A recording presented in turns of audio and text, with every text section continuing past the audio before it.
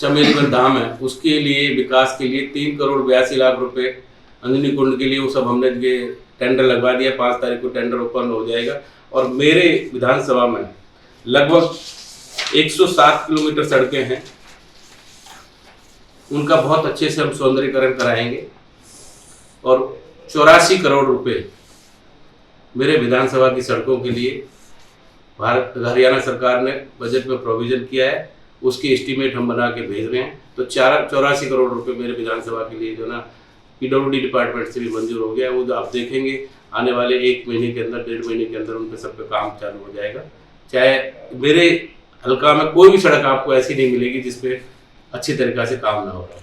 बताइए, जो सरकार की और जो भाजपा सरकार ने पहले वायदा किया था कि हम बस स्टैंड देंगे, लेकिन 10 साल पूरे होने का अभी तीसरा चल रहा है साल, तीसरी योजना चल रही है, बस स्टैंड की योजना सिरे नहीं चढ़ पाई, ये क्या कारण रहा?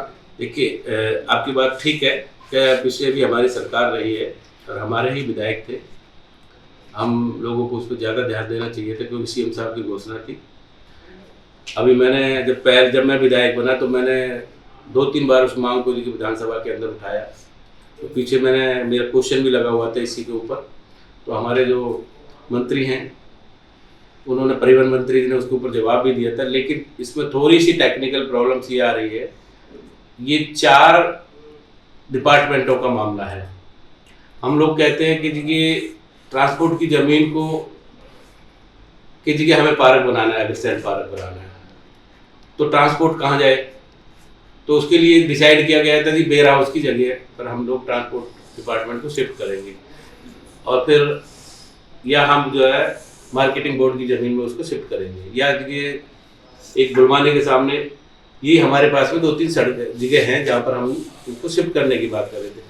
लेकिन तीनों डिपार्टमेंट बिना पैसे के जो है NOC देने के लिए तैयार नहीं, क्योंकि एक प्रक्रिया होती है कि कोई अपनी ज़मीन को छोड़ेगा तो उस ज़मीन के बदले उसको पैसा मिलना चाहिए। तो पैसा कोई कहीं से दे नहीं रहा है, कोई ना तो ट्रांसपोर्ट डिपार्टमेंट वेयर हाउसिंग को दे रहा है, वेयर हाउसिंग ना मार्केटिंग बोर्ड को दे रहा है, ULDV ना ट्रांसपोर्ट डिपार्टमेंट को दे रहा है। तो इसी बीच में ये सब चीज़ें अटकी रही हैं। लेकिन वो धीरे धीरे वो सब उस पर हमने निमंत्रण कराया पिछले 2-3 महीने में, तो वो ट्रैक लाइन पर आ रही हैं। तो आपको बहुत जल्दी खुशी मिलेगी। फिर दोबारा से हमने जो है इसको फाइल को चलाया है। यदि हमको किसी भी तरीक़ा से मेरे यहाँ क्षेत्र में बस अड्डा बनना चाहिए क्योंकि बहुत जेन्युइन मांग है। तो वेयर हाउस वालों ने तो अभी उसकी NOC नहीं मिली है। मैं आपको झूठ नहीं बोलना चाहता, ना मैं कभी झूठ बोलूँगा, ना मेरी झूठ की राजनीति है।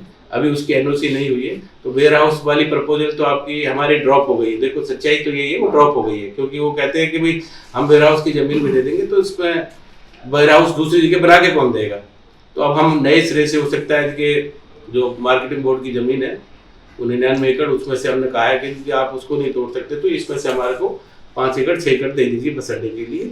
या फिर बुलवाने के सामने जो ज़मीन पर ये खंडर ज़मीन है वो टूरिज्म की, तो वहाँ दे दीजिए। अब आप लोगों से डिस्कस करके बैठेंगे हम लोग, सब लोग मिलके, बुद्धिजीवी जितने भी, तो जहाँ आप कहेंगे तो उस प्रपोजल को हम दोबारा चलाएंगे। लेकिन ये निश्चित है, आप निश्चित रहिए कि हम बस अड्डा बना के छोड़ेंगे और जगह अगर सिर्फ पार्क में बना देंगे।